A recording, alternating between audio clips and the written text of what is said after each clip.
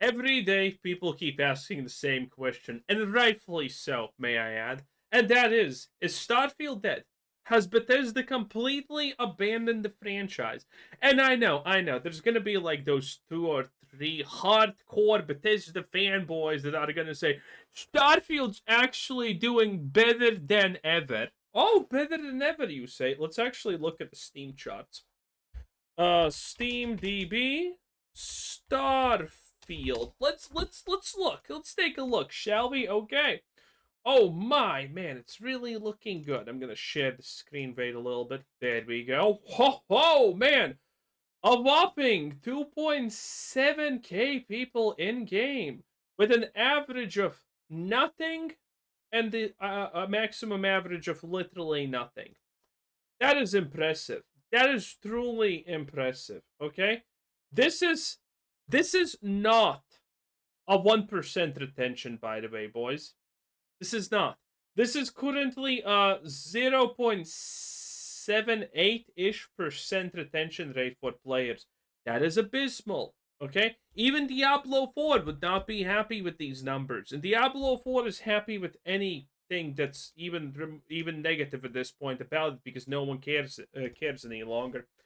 And Starfield is doing worse. But no, please go into the comments. Tell me how no Starfield's actually thriving. It's a comment that day. It supports my channel. So go do it. Go be that lustrous, rebellious spirit. Remember when 2023 was hailed as one of the greatest years of video games? It was an onslaught of incredible titles, incredible That game was shit. Spider-Man failed. sequels, excellent remakes, long-awaited revivals, and even stellar new IPs.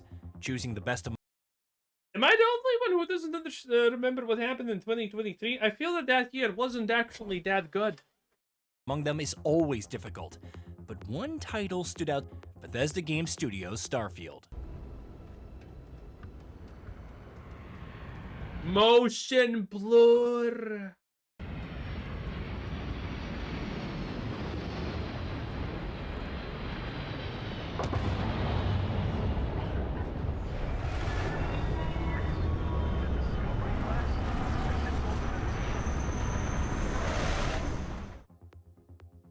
Launching with Wait, was that supposed to be impressive? Because I'm not impressed, honestly. extensive hype, enthusiasm would plummet almost immediately, give or take a few weeks. You could argue that the sheer quality of games meant that players would likely revisit Starfield after clearing their backlogs. After all, No. it topped 13 million players as of December of 2023. Surely, right? Fast forward to today, and a game that Bethesda's Todd Howard promised would receive a lot of post-launch of varying sizes is nowhere to be seen. It received one patch in May, which added very low display settings, bug fixes, and support for 2GB creations. Okay, if you're new to Starfield or Bethesda in general, when Bethesda fixes a bug, that means they actually made it worse. And no, I am not being hyperbolical. I am not over exaggerating things. This is literally what every Bethesda fan knows that Bethesda does. Whenever they claim they fix a bug, they make new bugs and don't fix the bug that they claim that they fixed. And Starfield, by the way, is probably the funniest story of that because there in Starfield there literally exist bugs that Bethesda has claimed that they have fixed 4 times. 4 times. Yes, it's truly a spectacle. Even as most modders have left the game, deeming it a lost cause, one created Watchtower, which features a new storyline, faction, and features like orbital strikes, which is neat. Which is useless and garbage and costs money. By this point, you would think that Bethesda would reveal the next expansion, but depending on who you ask, that I don't know if there's gonna be a next expansion. You see, the story of Starfield gets so much worse when you talk about Shattered Space, its first expansion, about the most interesting part of Starfield, which was called House Maroon. You see, the reason House Maroon was actually interesting and people wanted to know about it because it was left a complete mystery. Effectively, Bethesda just forgot to actually give it lore in the base game. So naturally, when your game's complete shit, all the factions seem the same. Every faction is boring, and they're kind of all the same type of good, including the pirates for some reason. You know that a faction that they just literally forgot to write lore about is going to be the most interesting thing by default. So everyone was hyped about House Varun. Finally, we're going to know about the Cosmic Serpent. Sounds cool, right? And then we did. And then we sadly did. Let me give you the quick, easy to digest breakdown of what House Varun is.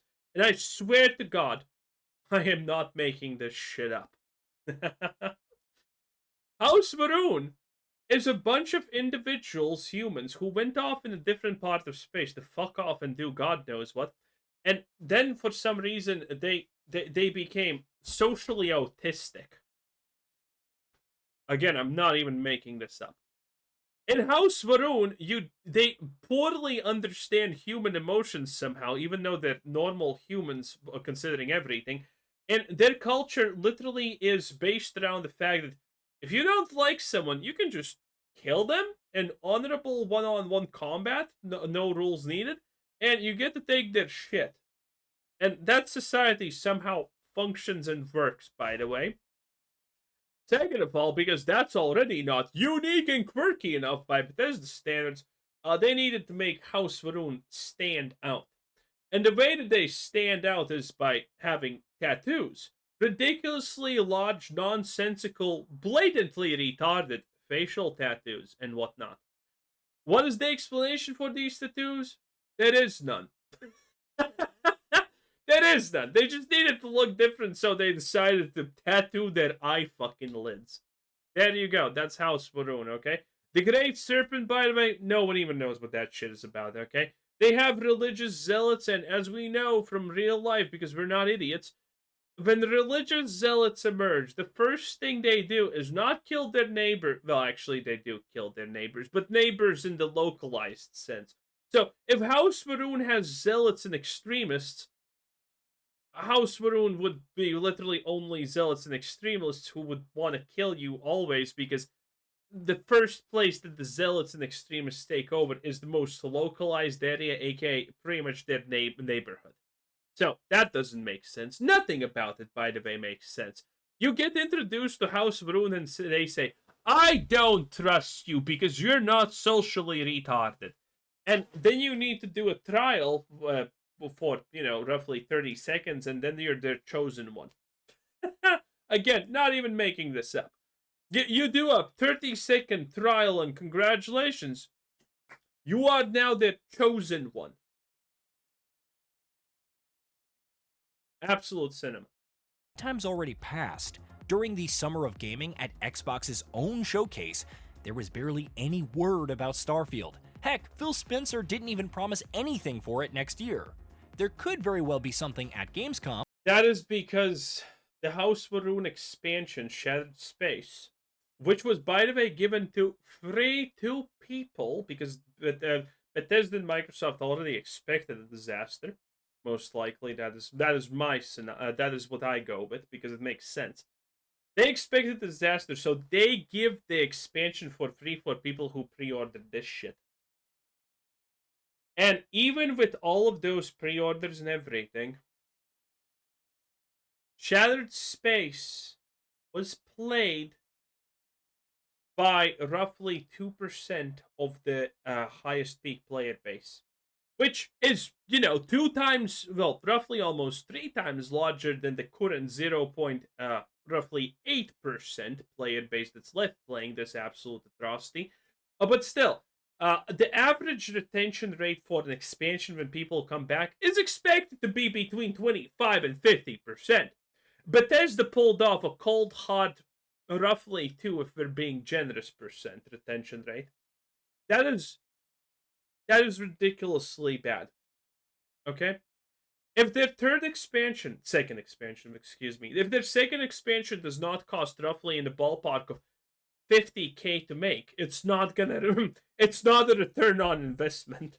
especially since Xbox will have a big presence, but how we went from Starfield getting its own direct to receiving a new trailer for its first story expansion, Shattered Space, in 2024 to just disappearing in 2025 is baffling. It probably wouldn't be so bad if Bethesda hadn't promised a lot of exciting things.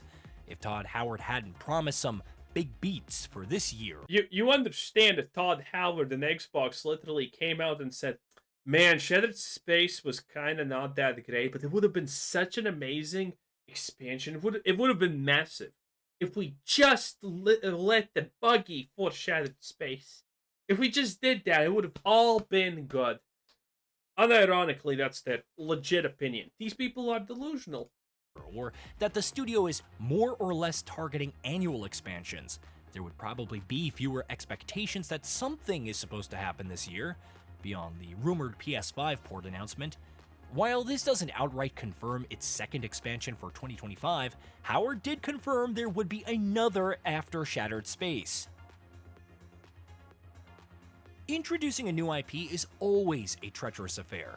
Between new characters. This is the pirate storyline where this guy literally asks you 15 times to betray the pirate boss, and you cannot kill him, even though you're currently kind of in a mission to become friends with the pirate boss. You cannot go talk to the pirate boss and tell him that, hey, this dipshit wants to take you out. You can't do any of these things. And when the storyline ends, and this guy is not a part of the pirates, and you are, if you try, he literally threatens you in front of every pirate, literally kind of makes it out clear that he wants to kill the pirate boss in front of the pirates and the pirate boss. And if you shoot him, the pirates are gonna kill you because rules and shit. This is literally Starfield the game. Stories and settings, there's always the challenge of creating a fun gameplay experience, regardless of how groundbreaking. Perhaps it will appeal to millions of people and become a smash hit. Ghosts of Tsushima, The Last of Us, Palworld, and Claire Obscure Expedition 33 are making incredible examples. It could flop miserably, regardless of the presentation, marketing, and budget, as with Mind's Eye, Suicide Squad Killed the Justice League, and Concord. However, video games are unique in that with enough time, effort, and support, any game would make a triumphant comeback. Or at least that's what No Man's Sky and several other games have taught us. In truth, there are plenty of disappointments which receive extensive post-launch support and still fail to resonate with fans. The redemption isn't underway. It just never showed up to begin with. That's what Starfield feels like nowadays. Take a look at Cyberpunk 2077. It sold more than 13 million copies at launch in 2020, but public perception nosedived. By overhauling its internal development processes, systematically addressing major issues, implementing fan feedback, and even adding new content that players actually liked, it shot up over. You see, the difference between 77 and Starfield is very simple. 77 listened to some feedback of the fans, while Bethesda literally shat on the fans for saying that, for daring to say that Starfield isn't great, okay? That's the difference. Over time, and now sits at 30 million sold. Better yet, Phantom Liberty, its first and only story expansion, sold 3 million copies in its first week and is now at 10 million sold. And when you think back, it all started well enough. A new IP from Bethesda, over 15 million players as of last November, though both the developer and Microsoft won't share sales numbers. And wait, what do you mean 15 million players? Wasn't this like 33 million players? What? 83 Metascore on Xbox and 85 Metascore on PC, nearly 331,000 peak concurrent players on Steam at launch. Yet the appeal was lost within a month, judging by the Steam numbers, even less when considering public perception. And well, the Bethesda bugs surely didn't help. You could blame any number of factors. Players with too many expectations from little old Bethesda. Bro, listen, it's not too many expectations. I'll tell you how this game, because I played it, and I didn't fucking get a refund, sadly. Which makes me actually really sad thinking that I actually gave Bethesda money. But, listen. The fact that this game is so poorly made that your first experience playing this game is literally the tutorial, by the way. This is pretty much the tutorial, okay? And well, the tutorial is a complete different thing because you have the combat tutorial, then you have the space combat tutorial. But after the space combat tutorial, you can go ahead and do another space combat tutorial for some reason, which doesn't make a lot of sense, but okay. The tutorial is when you get to kill level 1s and 2s and 3 enemies. This is how it goes. You get a weapon called the Godlil or something like that. I don't remember. And it has a magazine size of 50 bullets, okay? And you start off and you have like 250 in a mag, and you're like, holy baby! It's time to Swiss cheese someone. And then you kill your first basic level 1 enemy, and you understand, wait a minute, did I just have to spend literally 75 bullets to kill this one guy? And then I pick up his weapon and ammunition, and I only get 40 bullets? What? Yes. The game is so bad that in an initial, like, 1 hour of gameplay, you're gonna be spending, like, 100 bullets to kill a basic enemy, and the mini bosses or whatever they're supposed to be, the ones with 3 HP, but those are literally gonna take like 400 bullets to kill. It's gonna be bad. It's gonna be annoying. It's gonna be stupid, but this is the game that we're talking about.